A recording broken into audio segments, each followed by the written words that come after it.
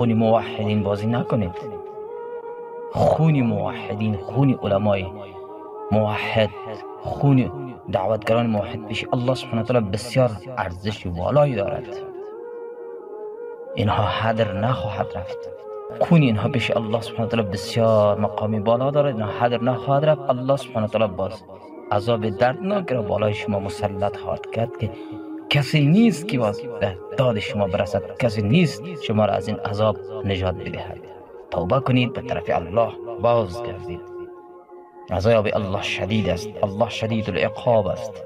شما از این طاغوت های مشرک، از این رافضه های مشرک، از اینها حمایت نکنید. از قرآن و سنت حمایت کنید. کسانی که از قرآن و سنت صحبت میکنند، بیانشان قرآن و سنت هستند، از اینها دفاع کنید، اینها را حمایت کنید. انشالله سربلندی و کامیابی از آن شماست. اگر این کار را نکردید ذلیل و خوار خواهید شد و نابود هم خواهید شد. الله سبحانه و تعالی نابودتان خواهد کرد. از الله بترسید. از این صیفی های مشرک بدبخت، از این رافضه های مشرک بدبخت، از اینها دفاع میکنید، اینها را حمایت میکنید، امنیت اینها را میگیرید، اما موحدین به شهادت میرسانید. چرا مدارس اهل حدیث را بند کردین؟ چرا مدارس مشرک و مبتدی از اینها باز هستند، از اینها حمایت میکنید، در حالی که چیزی که در اسلام نیستن اینا انجام میدهند؟ این بدبخت ها از سر منبرها میشینن. جمعه قبلی این بدبخت مشرک مردار کسی بالای منبرش نشسته چی میگن؟ ها مردم به پشتو میگن ما چند روز قبل چندان سلفی ها را مثلا یا وهابی ها را به قتل رساندیم. نمیگن به شهادت رساندیم، میگن به قتل رساندیم، مردار کردیم، آینده هم مردار خواهیم کرد، آینده هم نخواهیم گذاشت. اینطور سخنها را میزند. برادران موحد بیدار شوید.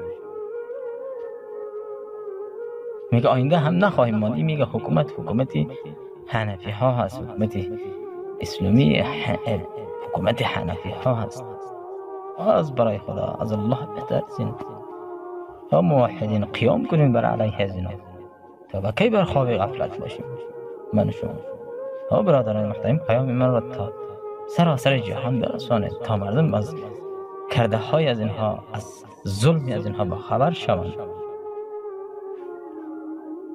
ظلم تا حد از اندازه هم بیرون شد. در حکومت جمهوریت فاسق طاغوت اینقدر ظلم نبود که حالا ظلم روان است. اینها به نام اسلام آمدن، اینها گرگایی هستند به لباس میش آمدند که میخواهند مسلمان ها را شکار کنند، مسلمان ها را بالای مسلمان ها ظلم کنند، مسلمان ها را نابود کنند. از مشرکین دفاع میکنند، از اهل حق را به شهادت میرسانند. این کدام دین است؟ این کدام اسلام است؟ همین از اسلام شما، همین را فرموده بزرگای شما، همین را فرموده مردار کثیف بدبخت پی سیف شیطان که شما اون را چی میگن؟ قیوم زمان الله سبحانه و تعالی است. این پیر مشرک شما نیست. قیوم زمان الله است. حتی رسول الله صلی الله علیه و سلم قیوم زمان نیست که پیامبر بود. اون قیوم زمان شده نتونست و نمیتواند. باز تو شما میشین پیرهای مشرک خود را به قیوم زمان، محبوب سبحان، محبوب شیطان، اولیای شیطان. کجای شما اسلامی است؟ این مالیاتی که شما فی حال گرفتار هستین، در کجای اسلام آمده که شما مالیه بگیرید؟ ما اسلام آمده زکات، عشر، پی، غنیمت اینها آمده. اینها را شما بگیرید برای غربا بدهید. شما از غربا هم گرفتار هستید، کسانی که نان خوردنشان را ندارند، یک لقمه نان زهار هستند، شبها اشکم گرسنه میخوابند. شما از اینها مالیه اخذ میکنید. شما از الله نمیترسید. شما فردا روز پیش الله حاضر نمیشین. الله از شما با احساس نخواهد کرد، پرسان نخواهد کرد که شما چی کردید. حکومت اسلامی را خود به نام حکومت اسلامی و چه کردید؟ به اسلام چه خدمتی کردید؟ به اسلام که هیچ خدمتی نکردید و جز از دشمنی. قسم بالله شما حکومت اسلامی نیستید، غیر اسلامی هستید. اگر حکومت اسلامی می بودید امروز این مالیات نمی بود، امروز بالای غربا ظلم نمی بود. هر کسی که اسلحه برداشت ظلم کرد. مجاهد به این سیستم نمی باشه، مانند شما نمی باشه. مجاهد ظلم نمی کنه. مجاهد صفتش چی است؟ مظلومین از ظلم ظالم نجات می دهد. این را میگه مجاهد، نه مثل شما خائنین مجاهد بگید. شما مجاهد نیستن، قسم به الله مجاهد نیستید. والله شما مجاهد نیستین، بالله شما مجاهد نیستین. شما دشمنان اسلام هستین. شما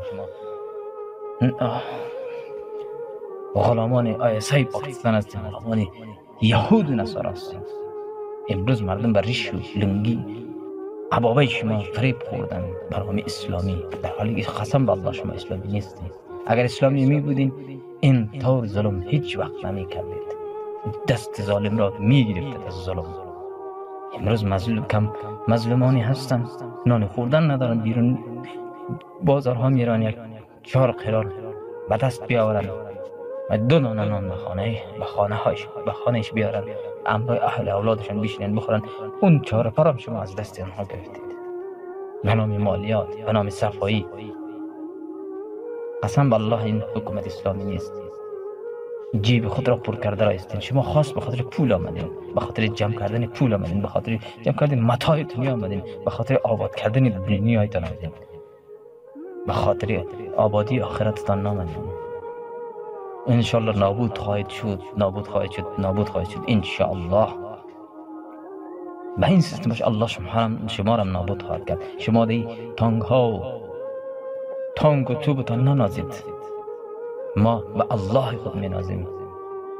الله نابودتان خواهد کرد. الله از شما قوی است، شما قوی نیستین. شما مخلوق هستین، مخلوق ضعیف، ناتوان. بازی نکنید با موحدین، با خون موحدین بازی نکنید. الله سبحانه و تعالی نابودتان خواهد کرد. انتقام خونی از اینا را الله سبحانه و تعالی شما خواهد گرفت به توسط موحدین حق. اگر اصلاح شدید خوب، اگر نشدید الله نابودتان خواهد کرد. او بدبخت ها، مشرکین.